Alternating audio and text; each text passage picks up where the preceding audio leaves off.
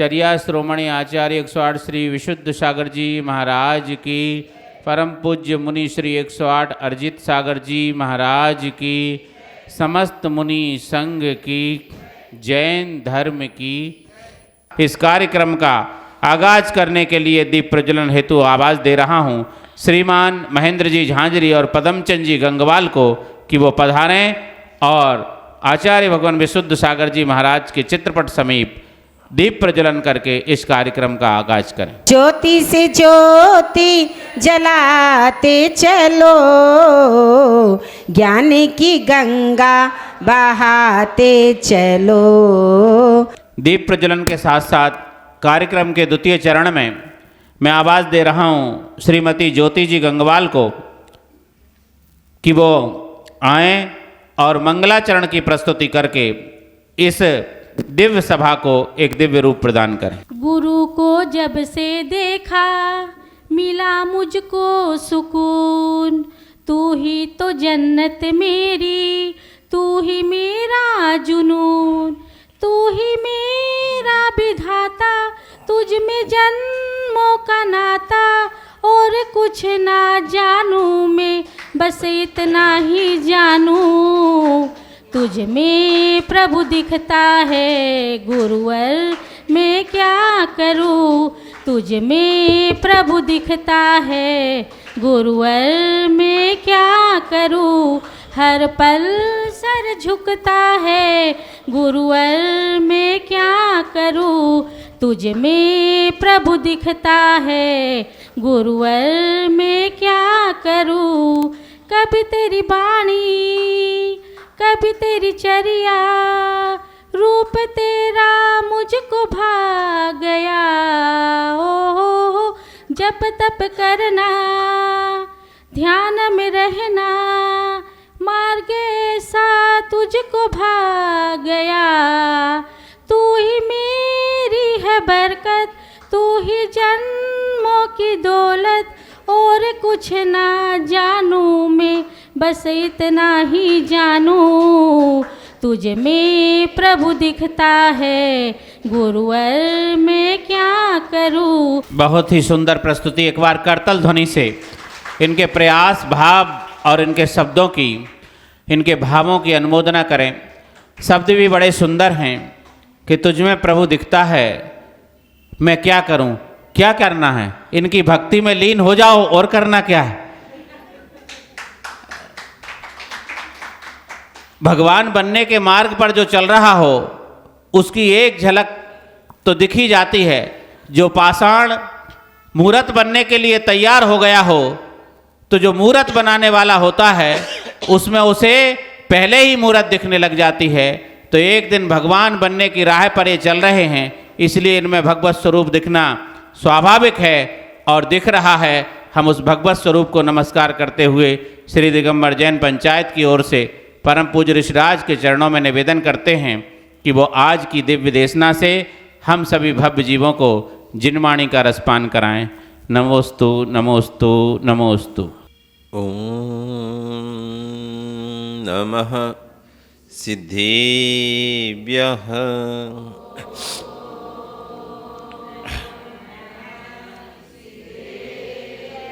ओम नमः सिद्धेभ्यः।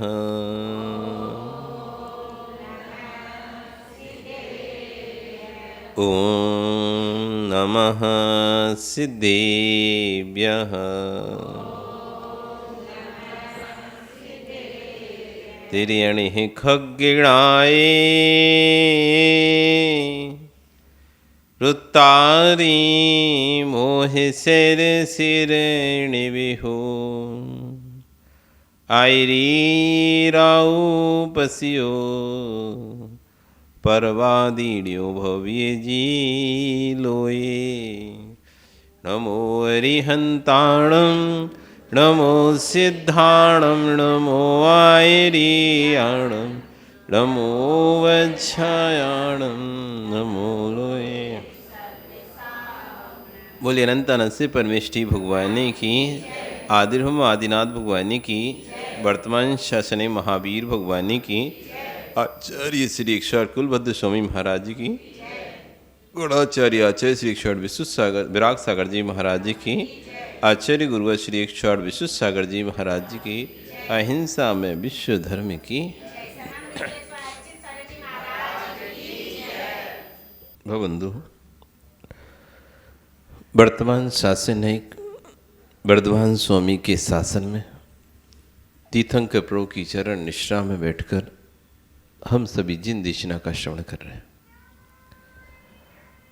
आचार्य भगवान कुलभद्र स्वामी महाराज ग्रंथराज सार समुच्चय जी में भूतार्थ अवतार दशा का व्याख्यान कर रहे हैं। तो वहीं आचार्य भगवान विश्वेश्वर जी महाराज उस व्याख्यान में अपनी देशना को देते हुए यहाँ पर समझा रहे हैं कि जब भी व्यक्ति को तत्व का निर्णय होगा, कसाय शांत होना पड़ेगा। तीव्र कसाई तत्व का निर्णय नहीं कर सकता, मंद कसाई भी तत्व का निर्णय नहीं कर सकता। तीव्र कसाई भी तत्व का निर्णय नहीं कर सकता, बिल्कुल मंद कसाई भी तत्व का निर्णय नहीं कर सकता। जो तत्व का निर्णय होगा मध्यम अवस्था में होगा, मीडियम। ना तो आप एकदम ठंडी में रह पाओगे, ना एकदम गर्मी में रह पाओगे। आप जब भी रहोगे तो जो मध्यस्थ जो बीच का समय होगा, वो वातावरण, उसमें आप शांति से रह पाओगे। अधिक गर्मी पड़ेगी तो भी आकुल व्याकुल परिणाम होंगे, अधिक ठंडी रहेगी तब भी आकुल व्याकुल परिणाम होंगे। कोई कह रहा है गर्मी भाई ठंडा ठंडा करो ठंडा करो ठंडा करो तब हमारे को शांति मिलेगी, तो इतना ठंडा कर दिया तो अब ज़्यादा और आकुलता हो गई। और ठंडी की आकुलता हो गई। वो कह रहे गरम करो गरम करो गरम करो, तो गरम कर दिया, इतना गरम कर दिया, फिर वो आकुलता हो गई। ना तो अधिक गर्मी ना अधिक ठंडी, जो समशीतोष्ण रहता है, ठंडा गरम, थोड़ा गरम भी चाहिए थोड़ा ठंडा भी चाहिए। जैसे थोड़ा ठंडा थोड़ा गरम जब माहौल मौसम बनता है, उसमें आप शांति से रहते हो। ना तो अधिक ठंडी में रह सकते हो, ना अधिक गर्मी में रह सकते हो, ना तो एकदम मंद कसाई होगी तो आप निर्णय नहीं कर पाओगे, और एकदम तीव्र होगी तो भी नहीं निर्णय करो। मध्यम कसाय के अंशों में निर्णय होता है। आयु का बंध भी ना तो तीव्र कसाय में होगा ना मंद कसाय में होगा, वो मध्यम कसाय के अंशों में, लिश्य अंशों में, मध्यम लिश्य अंशों में आयु का बंध होता है। जब व्यक्ति माध्यस्थ होता है, तटस्थ होता है, सुख दुख में, लाभ अलाभ में, जीवन मरण में, जब जहाँ पर माध्यस्थ भाव जीवे मरने लाहा लाए बंधुरे सु दुखा दो, बंधु में शत्रु में सुख में दुख में जब वो माध्यस्थ हो जाता है, तब जाके कहीं तत्व का निर्णय कर पाता। कितने भी झंझावात हों, कसायिक परिणाम हो, लेकिन एक समय जीवन में ऐसा आता है, व्यक्ति अपने आप शांत होकर निर्णय लेता ही है। आप कितना भी क्रोध कर लो, लेकिन क्रोध की उम्र अधिक नहीं है, अपने आप शांत होना ही पड़ेगा। विभाव दशा की उम्र लंबी नहीं है, स्वभाव दशा की उम्र लंबी है। पानी को गर्म करके कितने देर तक रख सकते हो? पानी को गर्म कितनी देर तक रख सकते हो?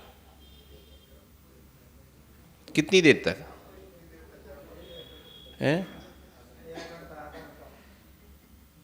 24 घंटे रख सकते हो आप, रख लो। 48 घंटे रख सकते हो, रख लो। कभी तो ईंधन खत्म होगा। जिस गैस पर आप रखे हो, पानी आप हटा नहीं रहे, डालते जा रहे हो, आप रखे हो, तो या तो पानी खत्म हो जाएगा या गैस खत्म हो जाएगी। कितनी देर तक? और निकाल के उठा के रखा तो उबला भी पानी होगा, कितना भी पानी उबाल लोगे, 24 घंटे, ज़्यादा ज़्यादा 30 घंटे, बस ऑटोमेटिक ठंडा हो जाएगा। खूब तुमने उबाल दिया पानी, 30 घंटे आप दे दो पानी को, ढाँक के भी रखोगे, बिल्कुल ऐसा नहीं खुला, आप ढाँक के रख दो ऐसा, तब 30 घंटे के अंदर वो पानी ठंडा हो जाएगा। बहुत उबला पानी भी, उम्र अधिक नहीं है।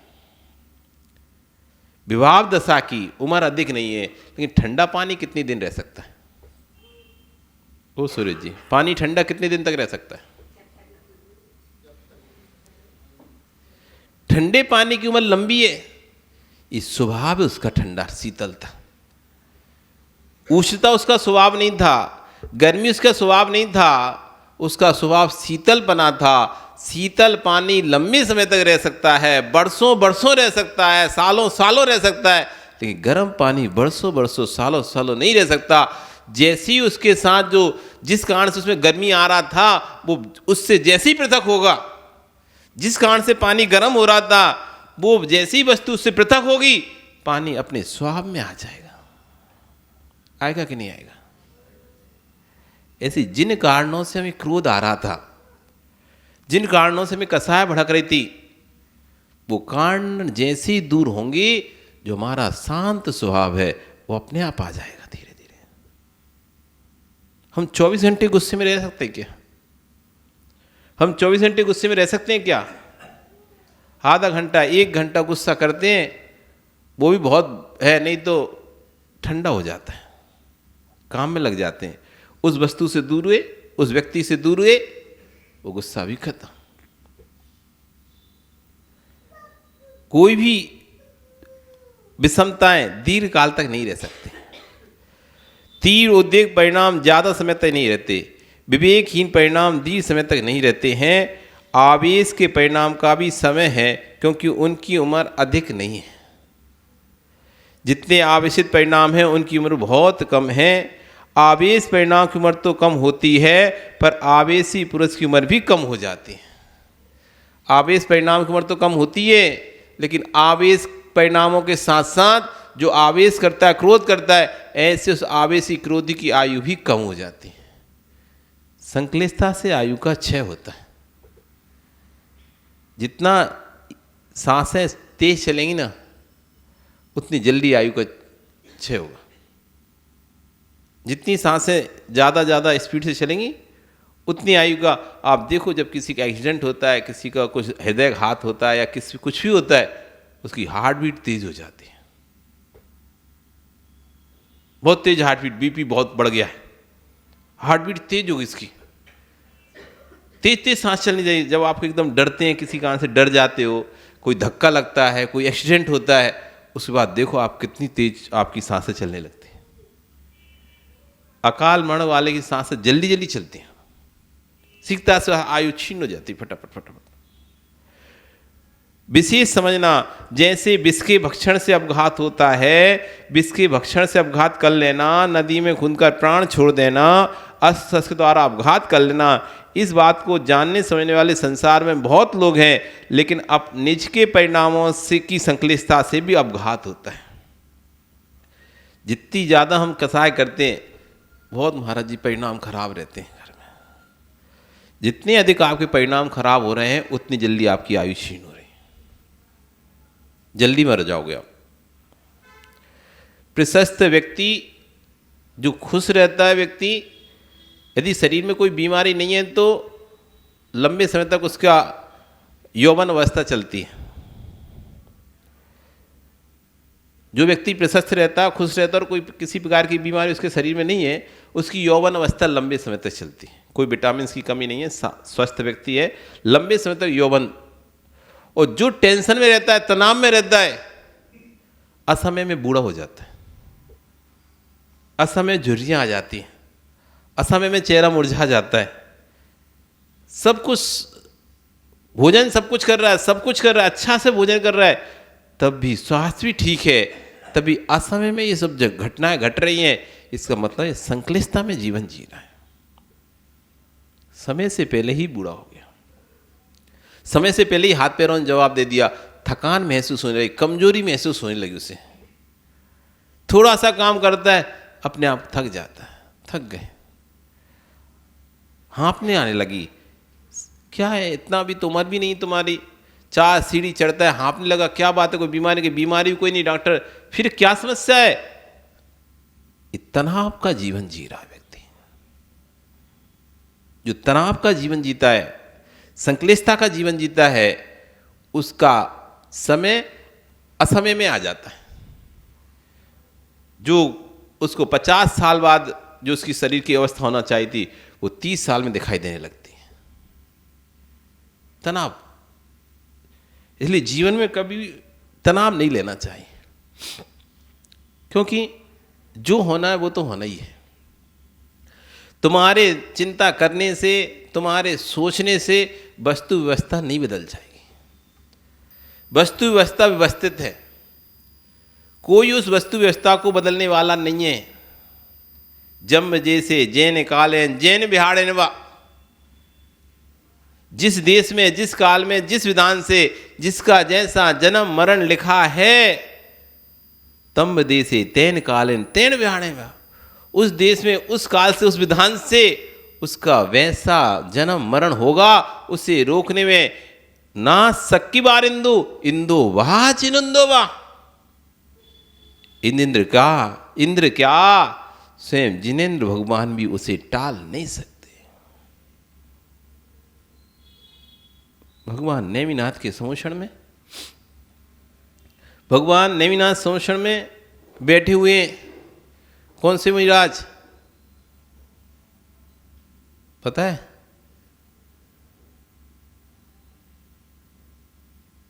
नाम है दीपायन मुनिराज। भगवान नेमिनाथ के संरक्षण में बैठे हैं दीपायन मुनिराज। तभी श्री कृष्ण भगवान से प्रश्न कर देते हैं, स्वामी इस द्वारिका का क्या होगा? इस सोने की द्वारिका, देवों द्वारा निर्मित द्वारिका, इसका क्या होगा? भगवान की दिव्य ध्वनि में कीर्ति है, आज से 12 वर्ष बाद ये जलकर खाक हो जाएगी। क्यों स्वामी?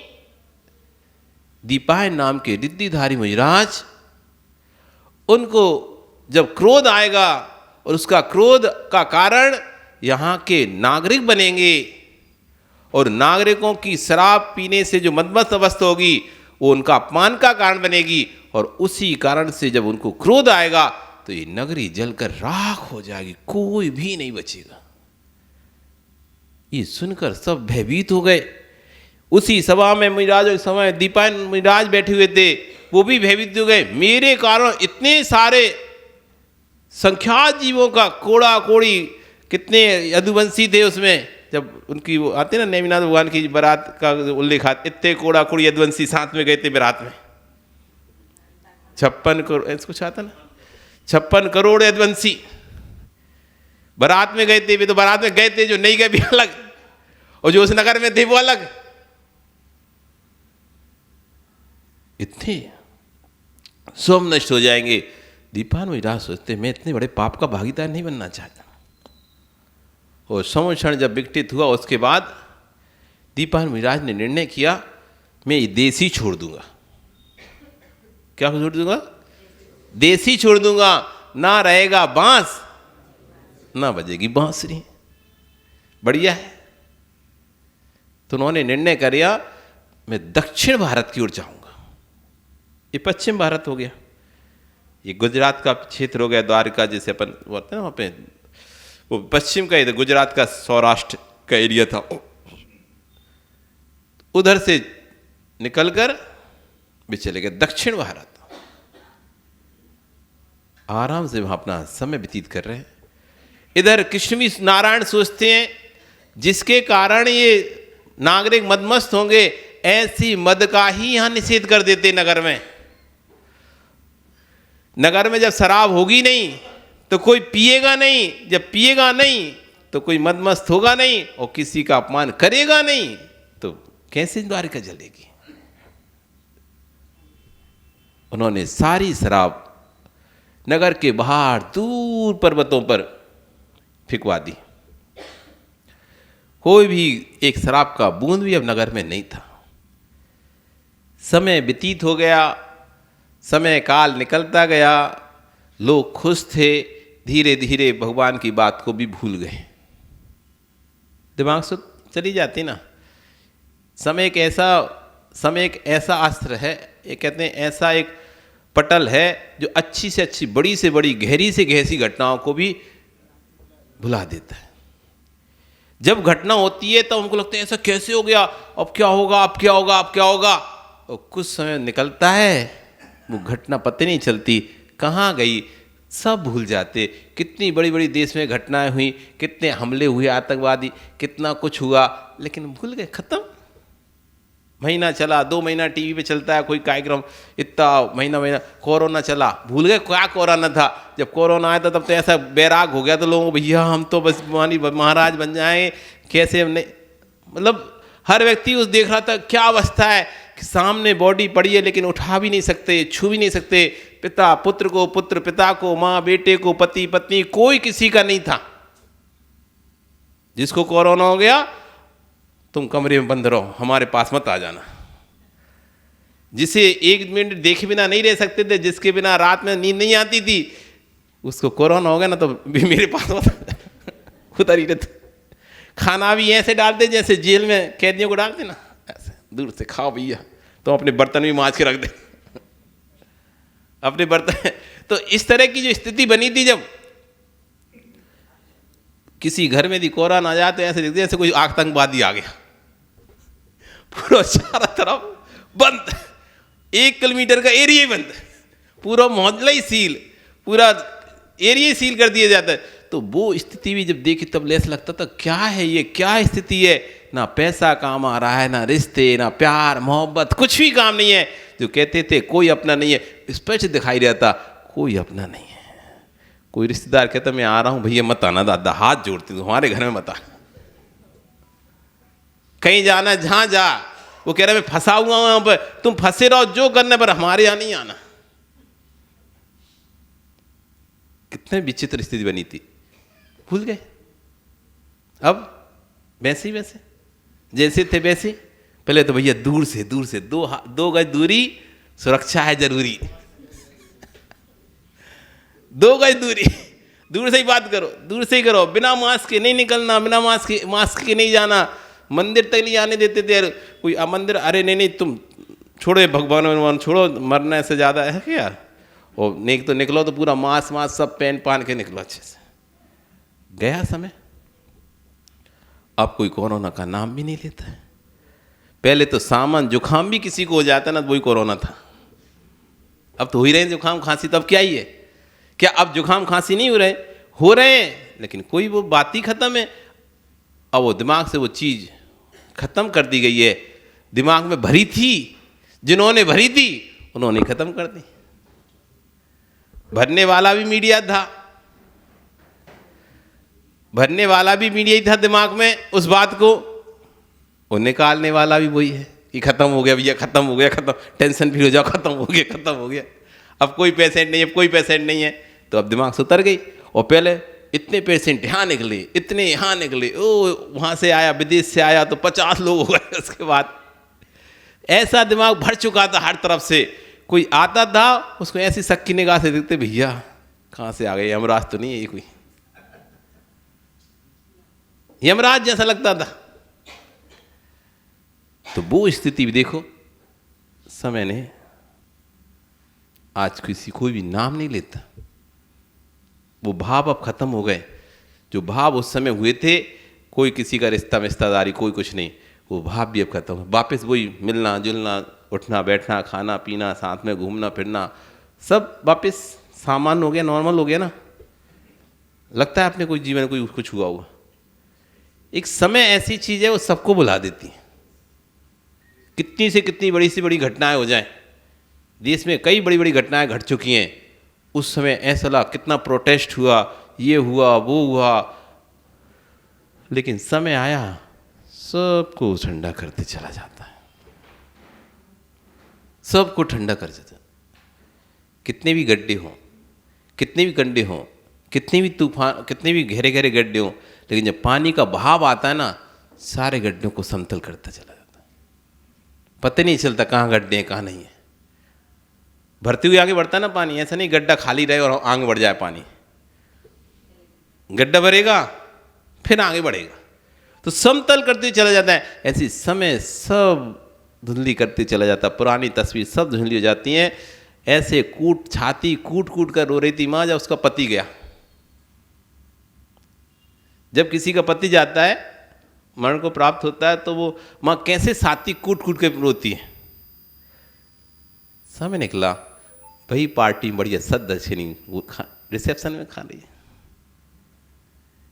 एक समय था कि जैसे ही पति का ध्यान दुआ, लोग कह रहे थे ये तो मर जाएगी उसके बिना, देखो तो कैसे रो रही है, कैसे हाय हाय चीख चीख कर, छाती कूट कूट कर रो रही है। आपको तक दया आ गई, आपके अंदर से भी आंसू निकल रहे उसकी ऐसी दयनीय दशा देख के। देखते नहीं देखते क्या? और फिर महीना निकला, 1.25 महीना हुआ, देरी छूटी, अगले दिन तुम देख रहे हो वो तो बढ़िया पार्टी में मस्त, लगा ही नहीं रहा, रंगीन साड़ी, हाथ में चूड़ी, गले में चेन, सिर में बिंदी। क्या ये दिख रहा है तुम्हें? उससे भी कुछ नहीं लग रहा तुम्हें? समय ने सब भुला दिया उसका, तो सब भुला देता है। अब तो और थोड़ा सा समय निकला तो बस अब याद आती कब? जब बरसी आती तब, साल में एक बार, जब जिस दिन मरने का दिन आता है, मरने को जो कहते हैं ना, उसे क्या बोलते हैं, पुण्यतिथि। अब पुण्यतिथि के दिन रोना आता है बस थोड़ा सा कि भी चले गए। और पुण्यतिथि गई, फिर अगले दिन किटी पार्टी। हाँ, अगले दिन किटी पार्टी, भाई घूमना फिरना हिल स्टेशन पे, सब जगह आराम से मस्त, कोई फर्क ही नहीं पड़ रहा, रहन सहन वही अच्छा सा, खान पीन सब अच्छा। क्या समय ने सब भुला दिया। इस समय इतना बड़ा बलवान है, वो सारी व्यवस्थाओं को ठंडा कर देता है। इसलिए कभी ज़्यादा नहीं सोचना चाहिए अब क्या होगा, कुछ नहीं होगा, समय पर छोड़ दो, समय पर छोड़ दो। समय सब समस्याओं का समाधान है। जो होगा वो सब आपके साथ नियत है। वस्तु व्यवस्था व्यवस्थित है। भूल गए द्वारकाधीश, कृष्ण भी भूल गए, नगरवासी द्वारका के, कि भगवान की वाणी में कुछ खराबी था। सब अपना जीवन सामान से जी रहे हैं। इधर दीपान महाराज भी अपना जीवन सामान से जी रहे। अचानक उनको याद आता है 12 वर्ष तो हो गए, हुआ क्यों नहीं कुछ। आदमी को चुलबुली छूटती ना, वो फटाका लगाता है, वो पहुंच के वो फूटे नहीं तो तुरंत देखने जाता क्या हुआ क्यों नहीं फूटा, भला फिर हाथ में फूट जाए। देखा ना कभी, फटाके दिवाली फोड़ते फटाके, तुरंत चुलबुली, ऐसे ही 5 मिनट रुक जा, देख तो ले फूटेगा नहीं फूटेगा। बस वो इधर लगाया और उसको लगना था जैसे ही पत्ती बंद हो तुरंत फूटना चाहिए, वो तुरंत नहीं फूटा। फूटा क्यों नहीं, पास में जाएगा और जैसे उसे उठा के देगा फट। कई बार ऐसा बम फूट जाते हैं हाथ में, वो अंदर धीरे से सुलग लाता लेकिन वो पहुंच नहीं पाया, थोड़ा टाइम लग गया। उसने सोचा क्या हो गया क्यों नहीं हुआ, और जैसे उठा के देखा कि भाई विभत्ति कितनी है, ऐसे देख ले उठा के, जैसे देखा और वैसे ही फूट गया। कभी फूटा क्या राहुल ऐसा? चुलबुली छूटती है ना व्यक्ति को, तुरंत बोला था कि 2 मिनट बाद ये घटना घटेगी, तो जैसे ही 2 अभी तो घटी क्यों नहीं, क्या हो गया। हाँ, ऐसा तुरंत आदमी स्टैंड उसका रिएक्शन दिखाई देता है। अब वो दीपावली राज 12 वर्ष जैसे व्यतीत हुए, क्या हुआ देखिए। अब द्वारिका नगरी को क्या हुआ, जली के नहीं जली, मैं तो यहाँ हूँ, मैं तो मैंने तो जला, मेरे को गुस्सा आए नहीं, तो वो तो देखने निकल पड़े क्या होता है। और नगर के पहुँचते, विहार करते करते पहुँच गए नगर के बाहर, दूर चट्टानों पर, पर्वतों पर। कल जाते हैं देखते हैं द्वारका नगरी को क्या हुआ, दूर ही उनका आश्रय होगा, प्रत्यय। अब जो समय था 12 वर्ष में 1 माह शेष बचा हुआ था, क्योंकि कहते ना एक लॉर्ड का महीना बढ़ जाता है, कभी कभी 2 सावन हो जाते हैं, जो आषाढ़ हो जाते हैं, तो वो उस हिंदी महीने के हिसाब से 12 महीने पूरे नहीं हुए थे। अधिक मास होने के कारण से वो 12 महीने में भी कुछ समय बाकी था। वो विहार करते करते जब तक 1 महीना पूरा होना था तब तक पहुंच गए, वो तो और सोच रहे थे कि देखो इतने दिन निकल गए, अब तो 25 दिन और निकल गए, 12 साल तो निकल गए, ये 25 दिन और निकल गए, 28 दिन और निकल गए, 29 दिन और निकल गए। इधर यदुवंशी बाहर घूमने के लिए निकले, तीव्र भीषण गर्मी का समय चल रहा था, उनको कंठ सूख रहे थे। ऊपर पर्वत पर वहीं पर घूम रहे थे, तभी उन्होंने एक तालाब सा देखा। पर्वतों में भी तालाब होते हैं, यदि देखना हो तो तालाबों पर्वतों पे तो तमिलनाडु जाओ, वहाँ बहुत पर्वत हैं, वो पर्वतों पे खूब अच्छे अच्छे बड़े बड़े तालाब हैं। तिरुमलई वहाँ जाओ, वहाँ देखेंगे आपको पर्वतों पे तालाब। अरिहंतगिरी जिसका दूसरा नाम है तिरुमलई, वहाँ हम जब वहाँ 1 महीना रहे तो हम पर्वत पे चले जाते थे। ठंडा मौसम रहता है वहाँ पे, गर्मी में भी ठंडा मौसम रहता है, तो वहीं पर्वत पर जाते थे, आराम से साधना करते। वहीं तालाब था, तालाब पे बैठे बैठे देखते रहो उधर ही, और वहीं अच्छी चट्टानें थी, साधना की गुफाएं थी, करते रहो। कहाँ से पानी आता है पता नहीं चलता उस पर्वत में, कहाँ से झिरे किस तरह से आता है पानी। वो पर्वत पर तालाब पूरा भरा रहता है ऐसा। ऐसी खंतियाँ भरी हुई थी वहाँ पर, वो खंतियों में पुरानी जो शराब फेंकी गई थी वो भी भर चुकी थी, और नया पानी आता जा रहा था, भरता जा, सड़ता जाता है। पानी तो कौन निकालने वाला, सड़ रहा है, भर रहा है, और उनको कंठ सूख रहे थे। उस पानी को उन्होंने पी लिया। एक तो शराब, और ऊपर से पुरानी और हो जाए कोई चीज़ तो और ज़्यादा मज़ा आ जाता है। जैसे नया गुड़ उतना मीठा नहीं होता, नया गुड़ उतना मीठा, कोई यदि यहाँ पर काम करता हो गुड़ का, तो नया गुड़ मीठा नहीं होता। जितना पुराना गुड़ हो जाता है उतना काला हो जाता है, उतना ज़्यादा मिठास देता है, मीठा हो जाता है, मदकारी हो जाता है। देसी जो शराब बनती है उसमें गुड़ का प्रयोग करते हैं, पुराने गुड़ का, महुआ का, पुराने गुड़ का प्रयोग किया जाता है जो लोकल बनती है उस शराब में। तो और वो जो पड़ा पड़ा वो सड़ गया था वहाँ पे, और मददस्त हो गया। और जैसे ही उन्होंने वो पानी पिया, वो पीने से उनको मत चढ़ गया, मत चढ़ गया। इधर दीपायन अपनी साधना कर रहे थे मुनिराज, और जैसे ही निकले उन्होंने जैसे मुनिराज को देखा, अरे ये वही तो मुनिराज मुनि है, ये तो वही व्यक्ति है जिसके कारण से हमारी द्वारका जलने वाली थी, मारो इसे। और उठाकर उनको पत्थर मारना प्रारंभ कर दिया। अब बेचारे मुनिराज वो तो अपनी साधना कर रहे, शांति से जितना सहन हुआ सहन कर पाए। उनको चोट लगने लगी, शरीर से खून निकलना, धक्का दे दिया गया, गिरा दिया गया। वो अपनी साधना में लीन थे, अंदर ही अंदर सोच रहे हैं कि देखो मैं तो इनका कुछ भी नहीं करा, मैं तो इन लोगों की बचाने के चक्कर में, मैं तो आराम से शांति से यहाँ रहता, इस सौराष्ट्र देश में रहता, लेकिन इनकी सोच के तो मैं बाहर गया, और ये मुझे ही गाली दे रहे हैं, मुझे ही परेशान कर रहे हैं, मुझे ही मार रहे हैं। उनको गुस्सा आना प्रारंभ हो गया। इधर ये नशा करते हुए, नशे की हालत में जब नगर में प्रवेश किए, उसकी खबर राजा को लगी, नारायण कृष्ण को, क्योंकि नशा तो था ही ना नगर में, तो नशा का कोई साधन था ही ना। फिर नशा कर कैसे लिया किसी ने, खुद वालों के माध्यम से पता चला, पकड़ के लाया गया, तुमने नशे में क्या किया। तो उन्होंने कहा हमने उधर वो दीपायन को खूब उसकी अच्छी पिटाई की। अब कृष्ण तो घबरा गए, अब क्या होगा। तुरंत पूरे नगर को खाली करने का आदेश दिया, क्योंकि अब समझ में आ गया भगवान की वाणी तो झूठी नहीं हो सकती, जलने वाला है। तुरंत नगर को खाली करने का आदेश दिया। सब लोग अपना सामान समेटकर खाली करना चाहते हैं, निकलना चाहते, तभी नगर के चारों तरफ के दरवाजे किलित हो गए, कोई दरवाजे नहीं खुल रहा। इधर दीपायन मुनिराज का क्रोध अंतरंग में जागता गया, और अशुभ रिद्धिधारी मुनिराज तो थे ही, और अशुभ रिद्धि तेजस उनको प्रकट हो गया, और उसने जाकर 12 योजन की द्वारिका में चारों तरफ से आग लगा दी। मकान, बिल्डिंग, सब दीवारें धू जल रही हैं, सब हाहाकार मचा रहे।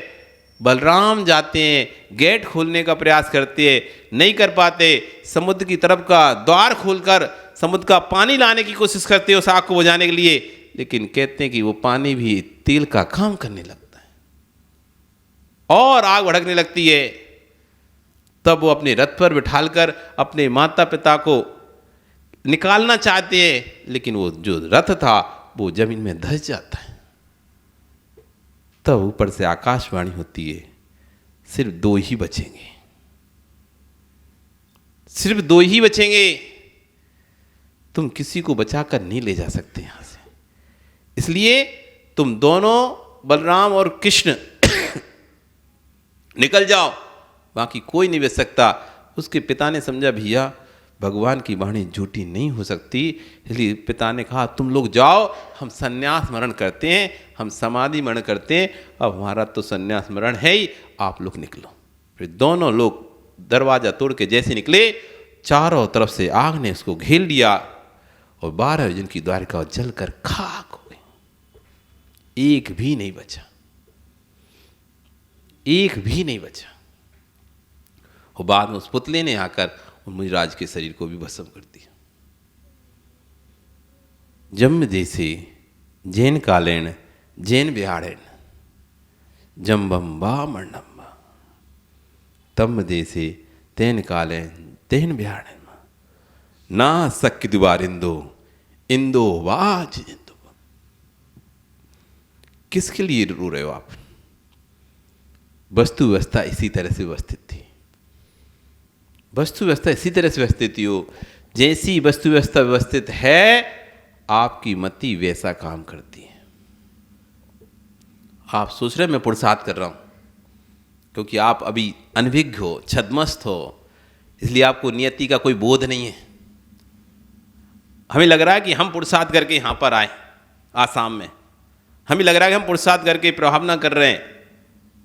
ये सब नियति का निश्चित समय नियत था। वैसे परिणामों को होना, यदि इस बात को नहीं स्वीकारेंगे तो केवली का केवल ज्ञान झूठा हो जाएगा। यदि ये बात नहीं स्वीकारेंगे तो केवली के केवल ज्ञान में झलका क्या फिर? यदि पहले से कुछ था ही नहीं तो तीनों कालों की चराचर पर्याय उनके ज्ञान में झलक कैसे पाएंगी? भविष्य तो तभी झलक पाएगा ना जब भविष्य नियत होगा कुछ। तो जब नियति नहीं होगा तो भविष्य झलकेगा कैसे केवली ज्ञान में?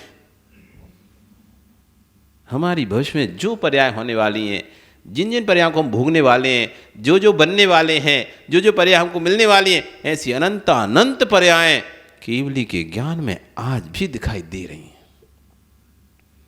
हमें नहीं पता कि हम देव बनेंगे, मनुष्य बनेंगे, तिरंज बनेंगे, नारकी बनेंगे, लेकिन केवली ज्ञान में स्पष्ट दिखाई दे रहा है आप मरकर क्या बनने वाले हो। जब अवधि ज्ञानी मुनिराज बता देते हैं कि बेटा तेरी उम्र 3 दिन की है और 3 दिन बाद तू मरकर विष्ठा में कीड़ा बनेगा। जब अवधि ज्ञानी के ज्ञान का विषय झूठा नहीं हो पा रहा है, अवधि ज्ञानी के ज्ञान का विषय झूठा नहीं हो रहा है, फिर केवल ज्ञानी के ज्ञान का विषय झूठा कैसे हो सकता है? इसलिए वस्तु व्यवस्था व्यवस्थित है, रो मत, वो हमको परेशान कर रहा है। वस्तु व्यवस्था व्यवस्थित है। इसी तरह का नियोग था, इतना ही दिन का संयोग था। वो मुझे छोड़कर चला गया, वो मुझे छोड़कर चला गया, रो रहे हैं, बिलख रहे हैं। मत रो, मत बिलको। वस्तु व्यवस्था व्यवस्थित है, जिसका जितने दिन का संयोग है वो तेरे साथ रहेगा, और जब वियोग आ जाएगा तो कोई तेरे साथ उसे रख नहीं पाएगा। संयोग है तो कोई आपसे वियोग करा नहीं सकता, और वियोग है तो कोई कितना भी कर ले संयोग नहीं करा पाता। जब आयु कर्म क्षीण होने का समय आ जाता है और वियोग का समय जाता है, तो अमेरिका क्या विदेशों से कहीं से भी ले आओ तुम डॉक्टर, बड़ा सा बड़ा डॉक्टर बुला लो, लाखों करोड़ों अरबों खरबों पैसा खर्चा कर दो, जब वियोग होना प्रारंभ नियत हो गया है अब उसे कोई नहीं बचा पाएगा। जब वियोग नहीं होना होता तो सब साधन मिल जाते हैं बचाने के, फिर सब साधन मिल जाते हैं बचाने के। हमें लगता है कि इन साधनों से बच गया, उसका जीवन नियत था, इतना उसे जीना था, इसलिए वो और जी रहा है। अब चाहे सड़क सड़क के जी रहा हो, चाहे कोमा में रह के जी रहा हो, चाहे लूला लंगड़ा बन के जी रहा हो, चाहे स्वस्थ हो के जी रहा हो, चाहे अपाहिज बन के जी रहा हो, लेकिन अब इतना जीवन विशेष था, ट्रेन के सामने चला भी गया था, कटा तो एक पैर कट के रह गया, बाकी उधर बीच में फंस गया, सो मर नहीं पाया, गर्दन नहीं कटी। सब थोड़ी ना मर जाते हैं, कुछ मर जाते हैं तो कुछ बच भी तो जाते हैं, हाथ पैर टूट जाते हैं, कट जाते हैं, तो ऐसे ही जीते हैं फिर पूरा जीवन। जहर खाने सभी लोग थोड़ी ना मर जाते हैं, जहर खाने के बाद बच भी जाते हैं, पूरा शरीर खराब हो जाता है। फांसी लगाने सब कोई मर थोड़ी ना जाते हैं, फांसी लगाने के बाद भी बच जाते हैं, ऊपर से गिरने के बाद भी मर थोड़ी ना जाते हैं, बच जाते हैं, कोमा में चले जाते हैं, इधर चले जाते हैं, एक्सीडेंट भी हो जाता है तो सब मर थोड़ी ना जाते हैं। जिनका आयु शेष है वो चाहे तड़प के चाहे कैसे, वो आयु तो पूरी भोगते हैं, फिर भोगते हैं। वस्तु व्यवस्था व्यवस्थित है। जब इस बात का व्यक्ति को ज्ञान हो जाएगा किस चीज की संक्लिष्टता, वो हमारे साथ बुरा कर रहा है, वो क्या ही बुरा कर पाएगा मेरा। वस्तु व्यवस्था व्यवस्थित है, मेरा ही ऐसा कार्य, मेरा ही भाग में इस तरह का अनहोनी लिखी होगी, तभी अनहोनी हो रही है, क्योंकि वस्तु व्यवस्था व्यवस्थित है। आप इसकी ये जब नष्ट होनी तभी नष्ट होगा, इसका व्यवस्था व्यवस्थित है। तुम तोड़ दो, तोड़ सकते हो तुम, लेकिन इसके परमाणु जैसे क्षीण होने, जब क्षीण होने तभी क्षीण होंगे उसके। हर वस्तु व्यवस्था व्यवस्थित है। आप कुछ भी नहीं करो, वस्तु पुरानी होनी है, रखी रखी पुरानी हो जाएगी। पूरा गलत स्वभाव है इस वस्तु का। आप घर में कपड़ा रखो, रखे रहो, 10 साल बाद, 15 साल बाद, 20 साल बाद रखे रहने दो, बिल्कुल भी उपयोग करो, 20 साल बाद देखो कपड़ा ऐसा चर हो जाएगा। नहीं देखा क्या? लंबे समय से रखा था, 20 साल हो गए, रखा रहा, पड़ा रहा अलमारी में, तुमने उपयोग भी नहीं किया, लेकिन अब उठाया, चर अपने आप। ये कैसे? कब सड़ा? कब उपयोग किया इसको? कब धोया? हमने तो कभी धोया नहीं, पहना ही नहीं, सड़ कब गया ये? अपने आप ही धागा पुराना हो गया, अपने आप ही। कोई ने कमजोर किया ही नहीं धागे को, छुआ तक भी नहीं था, तब भी धागा कमजोर हो गया। हुआ कि नहीं हुआ? हो गया ना। वस्तु व्यवस्था व्यवस्थित है, इसलिए ज्यादा किसी की नहीं सुनना चाहिए। कोई क्या कह रहा है, कोई क्या नहीं कह रहा है, भैया वस्तु व्यवस्था व्यवस्थित है, जिसको जो कहना है कहो। वस्तु व्यवस्था व्यवस्थित है, तुम्हें जो करना है वो तुम करो। जब कहने वाला स्वतंत्रता से कह रहा है तो करने वाले को स्वतंत्रता से करना चाहिए। वस्तु व्यवस्था व्यवस्थित है, जो होना है वो तो होना है। तुम चाहे कहो चाहे नहीं कहो, करो चाहे नहीं करो। ज़्यादा इसलिए संचय भी करके मत रखो वस्तुओं को। तुम सोचो हम बाद में पहनेंगे, बाद में पहनेंगे, रखे रखे। मौका मिले उपयोग करो, खत्म। ज़्यादा लंबे समय तक इस चीज़ को अपने पास मत रखो। उनका काल एक नियत है, बिछो का काल नियत है, सड़ने का काल नियत है। बिछोए का काल है 10 साल बाद ये वस्तु तुम्हारे से बिछो जाए, अब तुम चाहे उपयोग करो चाहे नहीं करो, 10 साल में चली जाएगी आप पास।